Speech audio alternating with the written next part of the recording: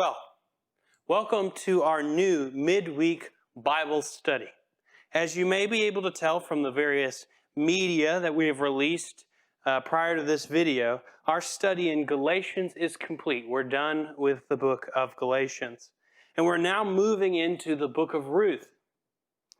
Being that this is a midweek study as opposed to a Sunday morning sermon, the whole affair will be far more casual.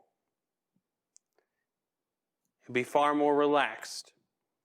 I hope that you all enjoy our time studying the Word together in this setting. And if any of you viewing this study are not members of our family of faith, we would love for you to be able to join us at 9 a.m. on Sunday mornings out here on our lawn of the church where we are having an outdoor devotional service. There'll be singing, there'll be a short devotional lesson from me. It'll be a great time of fellowship, and we'd love for you to visit us at that time. All of the relevant information for finding us precisely and for that service are on our website, which is listed in the description of this video. If you're a member of our congregation, I hope that you will like this video and share it so that as many people as possible can see what is going on in our church. They can hear the Word of God be taught, they can see how it's taught here, and they can see all the great things that God is doing. Also remember that the outline for this sermon as well as our weekly prayer guide are linked in the description. As usual, I want to begin our study with an overview of the book. So we will begin by reading the first of Ruth's two major sections together this morning. Traditionally, I've read the whole book. This morning, we're only going to read the first of the two major sections of the book. And then we're going to cover verses 1 through 5 of chapter 1 as we open up our overview. So let's read the word of the Lord this morning. Hear the word of the Lord written down in the book of Ruth. Now it came about in the days when the judges governed that there was a famine in the land. And a certain man of Bethlehem in Judah went to sojourn in the land of Moab with his wife and his 2 sons. The name of the man was Elimelech, and the name of his wife Naomi. And the wives of his 2 sons were Mahlon and Chilion, Ephrates of Bethlehem in Judah. Now they entered the land of Moab and remained there. Then Elimelech, Naomi's husband, died, and she was left with her 2 sons. They took for themselves Moabite women as wives. The name of one was Orpah, and the name of the other was Ruth. And they lived there about 10 years. Then both Mahlon and Chilion also died, and the woman was bereft of her 2 children and her husband. Then she arose with her daughters-in-law that she might return from the land of Moab, for she had heard in the land of Moab that the Lord had visited his people in giving them food. So she departed from the place where she was, and her 2 daughters-in-law with her. And they went on their way to return to the land of Judah. And Naomi said to her 2 daughters-in-law, Go, return each of you to her mother's house. May the Lord deal kindly with you as you have dealt with the dead and with me. May the Lord grant you may find rest each in the house of her husband. Then she kissed them, and they lifted up their voices and wept. And they said to her, No, but we will surely return with you to your people. But Naomi said, Return, my daughters. Why should you go with me? Have I yet sons in my womb, that they may be your husbands? Return, my daughters, for I am too old to have a husband. If I said I have hope, if I should even have a husband tonight and also bear sons, would you therefore wait until they were grown? Would you therefore refrain from marrying? No, my daughters, for it is harder for me than for you, for the hand of the Lord has gone forth against me. And they lifted up their voices and wept again. And Orpah kissed her mother-in-law, but Ruth clung to her. Then she said, Behold, your sister-in-law has gone back to her people and her gods. Return after your sister-in-law. But Ruth said, Do not urge me to leave you or turn back from following you. For where you go, I will go, and where you lodge, I will lodge. Your people shall be my people, and your God my God. Where you die, I will die, and there I will be buried. Thus may the Lord do to me, and worse, if anything but death parts you and me. When she saw that she was determined to go with her, she said no more to her. So they both went until they came to Bethlehem. And when they had come to Bethlehem, all the city was stirred because of them. And the women said, Is this Naomi? She said to them, "Do not call me Naomi, call me Mara, for the Almighty has dealt very bitterly with me. I went out full, but the Lord has brought me back empty. Why do you call me Naomi, since the Lord has witnessed against me, and the Almighty has afflicted me?" So Naomi returned, and with her Ruth the Moabitess, her daughter-in-law, who returned from the land of Moab, and they came to Bethlehem at the beginning of the barley harvest. Now Naomi had a kinsman of her husband, a man of great wealth, of the family of Elimelech, whose name was Boaz. And Ruth the Moabitess said to Naomi, "Please let me go to the field and glean among the ears of grain, after one of those whose sight I may find favor." And she said to her, "Go, my daughter." So she departed and went and gleaned in the field after the reapers. And she happened to come to the portion of the field belonging to Boaz, who was of the family of Elimelech. Now behold, Boaz came from Bethlehem and said to the reapers, "May the Lord be with you." And they said to him, "May the Lord bless you." Then Boaz said to his servant, who was in charge of the reapers, "Whose young woman is this?" The servant in charge of the reapers replied, "She is the young Moabite woman who returned with Naomi from the land of Moab." And she said, "Please let me glean and gather from the reapers among the sheaves." Thus she came and has remained from the morning until now. She has been sitting in the house for a little while. Then Boaz said to Ruth, "Listen carefully, my daughter. Do not go to glean in another field. Furthermore, do not go on from this one, but stay here with my maids. Let your eyes be on the field which they reap, and go after them. Indeed, I have commanded the servants not to touch you. When you are thirsty, go get the water jars and drink from what the servants draw."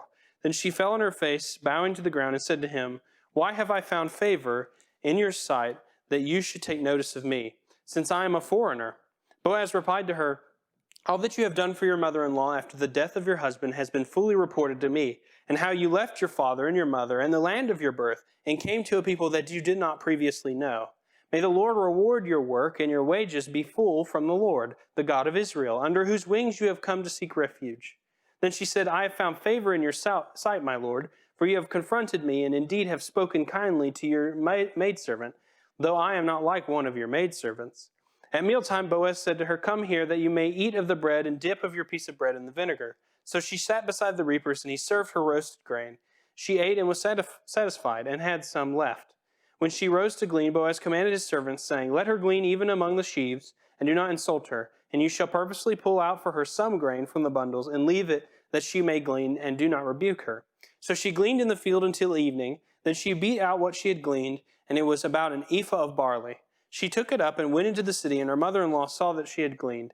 And she took it out and gave Naomi what she had left over after she was satisfied.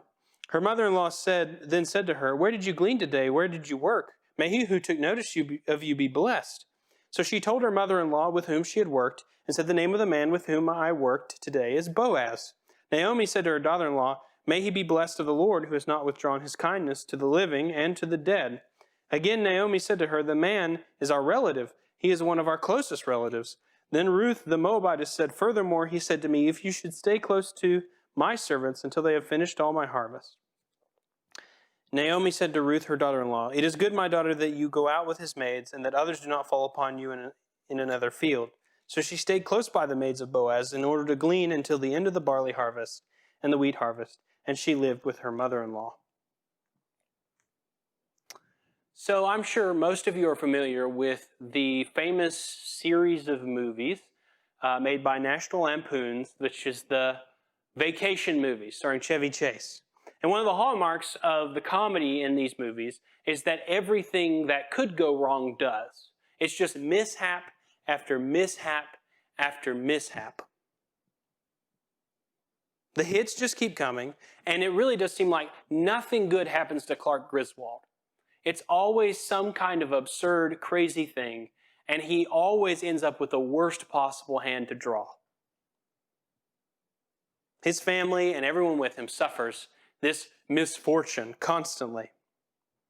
Now, that's kind of an absurd comedy movie series, but I think it's almost a good example of what we see here at the beginning of the book of Ruth.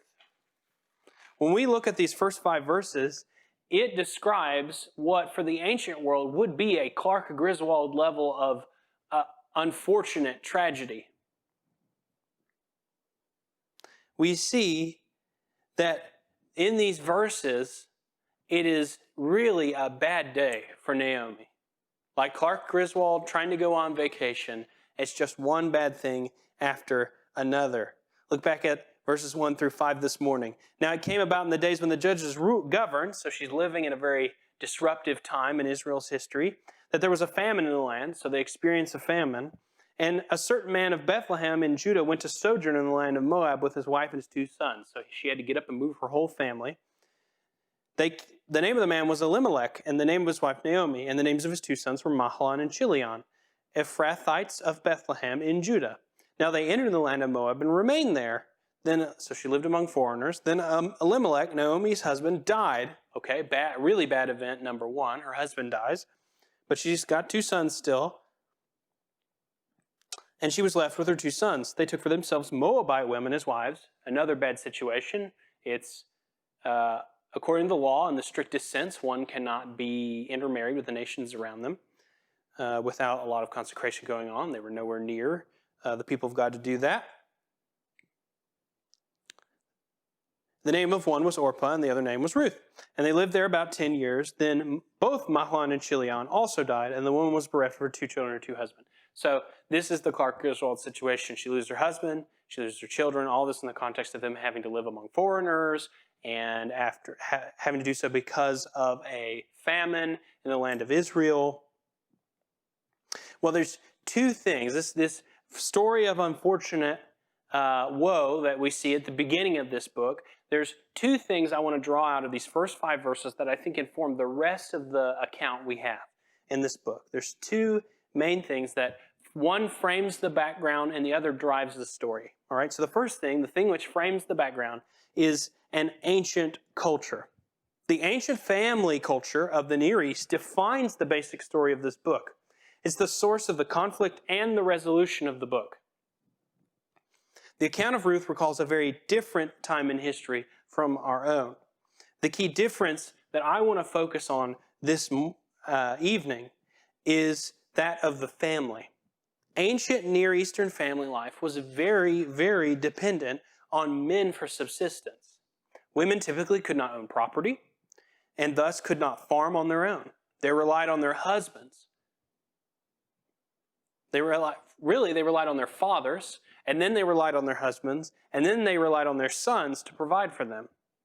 This is also a very community-driven family structure, a feature that still marks many Middle Eastern and Far Eastern cultures today. A family lived together for generations, often all in one house. So imagine, if you will, if instead of the way you understand families working today, you lived in the same house that your parents lived in, and their parents lived in, and their parents lived in, and you all worked the same land, and very feasibly you could have your parents, your children, and their children all in the same house, working the same fields. That's the ancient community kind of family ethic that you see present in the book of Ruth. That's really dominant all over the ancient Near East particularly, but really over most all of the ancient world. The modern American vision of children leaving the home to make a life for themselves was unheard of in that time. In fact, it would be shameful in the eyes of people of those cultures for that to be the case. This means that there were not only were empty nesters not a thing in those days, so there were no empty nesters in those days, but it would also be a great source of shame for the whole family if that kind of situation were to develop. Sons, particularly the eldest son, were expected to care for their mothers until they died. This is really the reason why the Bible makes such a big deal about caring for widows. We see in the Old Testament, it's carried over into the New Testament. They could easily have no family at all to care for them any longer, and could not care for themselves because they couldn't own land, so they couldn't own the land to be able to farm it. So even if it was perfectly normal and fine for women to, as we saw in the book of Ruth, just in what we read, it's really fine and normal for women to go out and pick grain and to thresh it and to make bread. That's fine, but they couldn't actually own the land to farm it.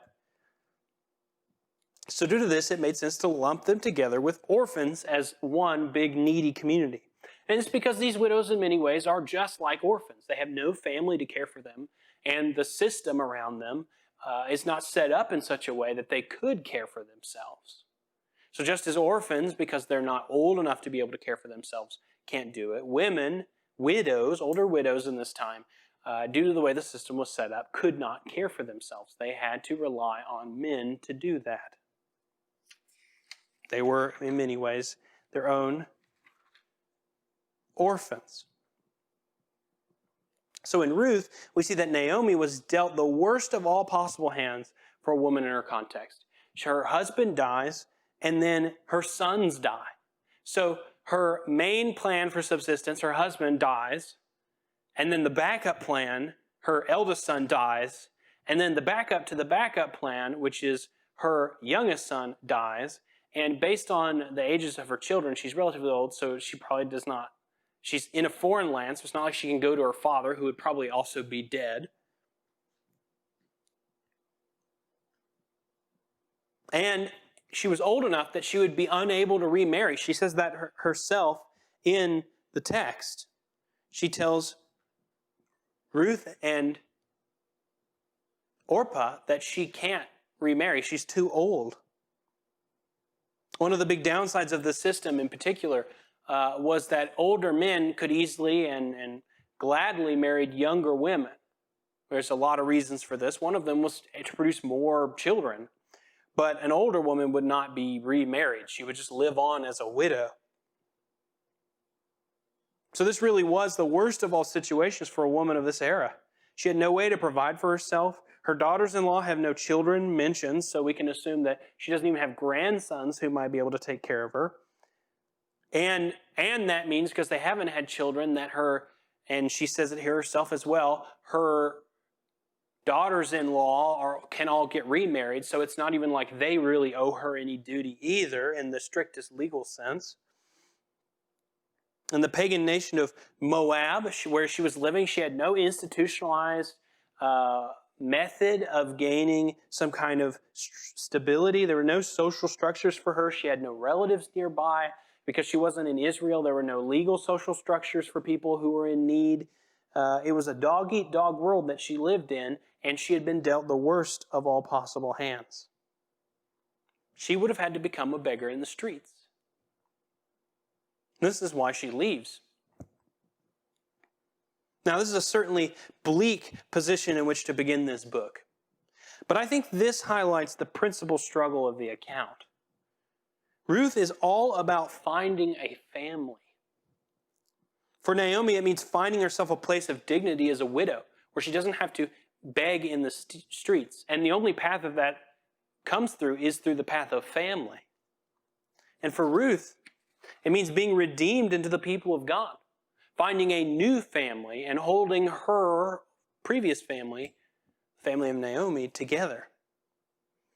If we're going to meaningfully grapple with the heights of God's mercy and redemption, then as we see them recounted here in Ruth, then we have to begin with a realistic picture of the depths of their needs, depths of our needs. We have to understand how bad Ruth and Naomi's situation was in order to understand how much God blesses them by the end of the book. And if we lay that over our own salvation, I think it becomes abundantly clear. When we think about what it looks like for someone to come to faith in Jesus Christ, that always begins with a fundamental conviction about how much you need the grace of God. Naomi found herself in the neediest position of all, out of which God granted her great blessing. We can't skip straight to the blessing, but we have to dwell on the need first, because that's how we get the context for the blessing, and ultimately, that's what gives us joy and thankfulness for the blessing. It's not something we deserve. It's something we needed desperately and that God chose to graciously give us. As Christians, we rely on a hope that God deals with us just as graciously as he did with Naomi back then, which ought to give us a very unique view of misfortune. When we see the misfortune of Naomi at the beginning of the book, because we can read the rest of the book, we know for a fact as Christians, that's an image of God graciously dealing with someone who had been dealt a bad hand. Her situation was the worst of all situations. And in that dark moment, we can see that we're along a path that leads to blessing, if not in this life, but ultimately in the next. Naomi ultimately experiences blessing in this life. We get that depicted here. And we can't guarantee blessing in this life. Jesus, in fact, says, as Christians, will experience persecution and condemnation in this life, but blessing in the next. But at the same time, we see here a marvelous testimony of God's faithfulness in blessing and caring for his people, even at times when it seems like we've been dealt the worst of all possible hands. So number one, the main thing that frames the story of Ruth, the account of Ruth, is an ancient culture. The ancient family culture defines the book of Ruth. It's what our conflict at the beginning is, and it really defines what the point of the book is, finding a family, being redeemed into a family. The second thing I'm going to point out this evening is the book of Ruth is, while it's framed by the family, the ancient family culture, it is driven ultimately by an agrarian society. Now, this may seem like an odd thing to talk about here. And in many ways, all ancient societies were agrarian societies. But we see in the book of Ruth a unique emphasis. Farming drives the story of Ruth so much that every one of the main points of this book is at least tangentially related to farming, to the acquisition of food through farming.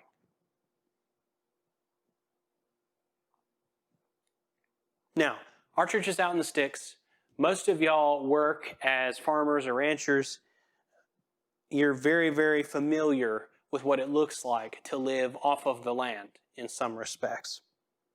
And I don't need to explain that farm life to y'all. Many things have changed in the 3,000 plus years since the book of Ruth was written. But the basics of till, plant, water, and harvest, and birth, wean, raise, and husband have not. That all works the same basic way. But one thing that has changed quite significantly is our food supply chain. One thing to keep your eye on in this is that what we see in this era is that people rarely moved. But one thing that would make them pick up the whole family, remember, this is a cooperative kind of family culture, community-driven. So one thing that would make them pick up the whole family, grandma and all, was food. As Americans, in the modern West, we tend to think of, even as farmers, we don't tend to think of our food supplies being so tied to the waning or waxing of good crops here and now. Because we have so many highly preserved foods, we can go to grocery stores and acquire any food that we can get on our own. There's a lot of food stock up and supply, all that. And even with this pandemic we've been in, we've seen food shortages in many ways, but our food, our domestic processes have caught up to those shortages for the most part. So we don't experience the same kind of desire and want of food. But in the ancient world, when whether or not you ate that week was related primarily to whether or not you had a good harvest in the last year, in the last season, that's very true. So while we see the tragedy of Naomi before in terms of family, throughout the book we see Ruth's redemption in terms of food. Food is the driving factor of the story of Ruth. While its point is family, its driving factor is food. It's because of famine that they leave Israel. It's because of the starvation they would face without having men to help provide for them that they go back to Israel. It's in the context of gathering food that she meets Boaz. It's the ultimate kind of marriage proposal scene in the book happens on the threshing floor. All of this is built around this kind of farming system that the ancient world relied upon.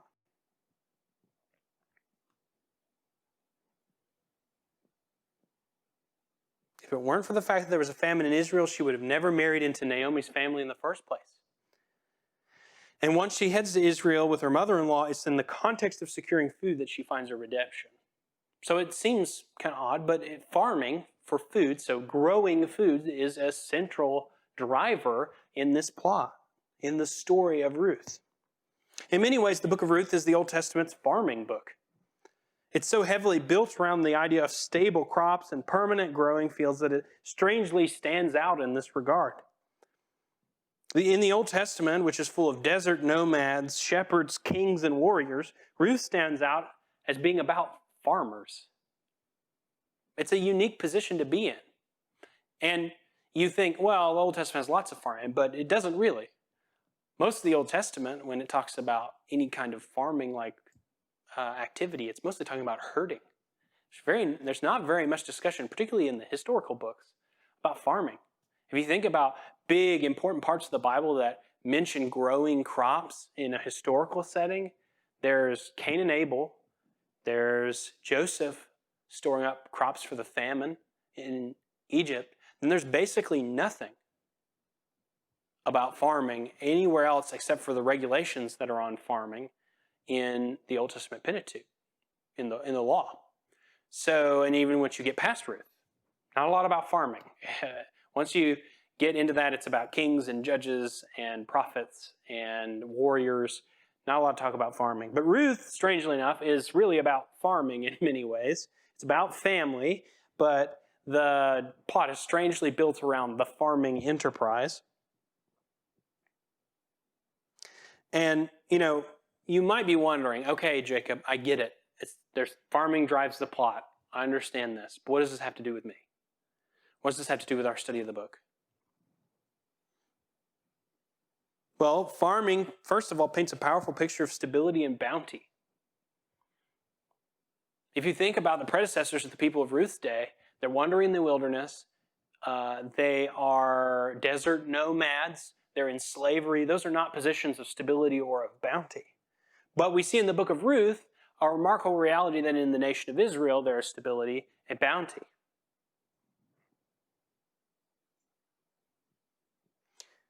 And what makes this even more significant is that these events occurred during the time of the judges. Verse 1, it came about in the days when the judges governed. That's one of the most chaotic periods in Israel's history. Constant war, constant invasion and subjugation. But you have that in the background, and then suddenly there's this kind of peaceful, bountiful, stable situation going on in Bethlehem in the fields of Boaz.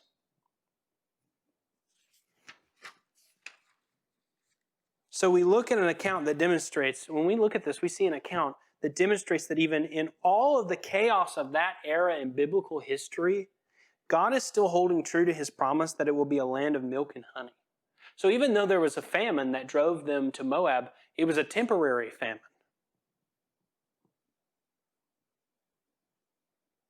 It was a temporary famine.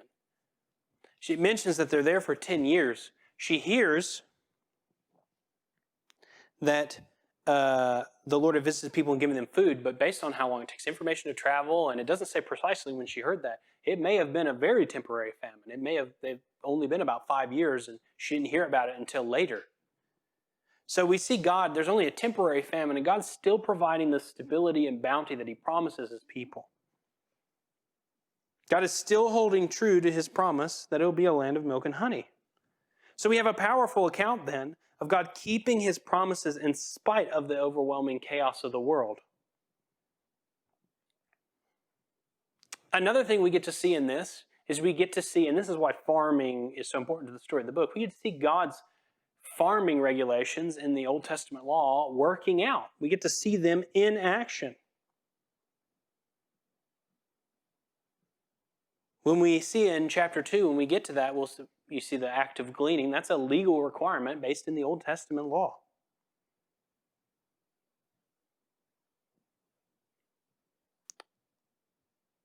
And it really validates that God's commands, no matter how intrusive, disadvantageous, or pointless they might seem to us, they're designed to build a loving and gracious community among his people.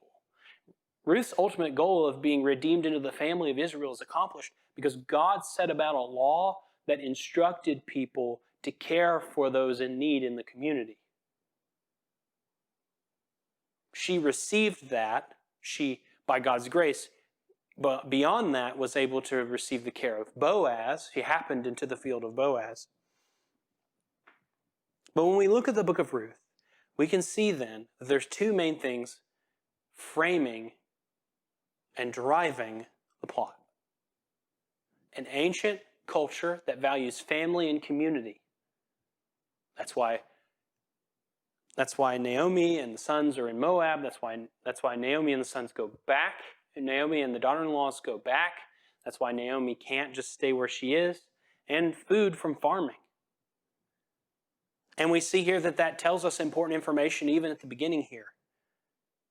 It tells us ultimately when we look at the family that God is going to redeem people out of these dark and horrible situations.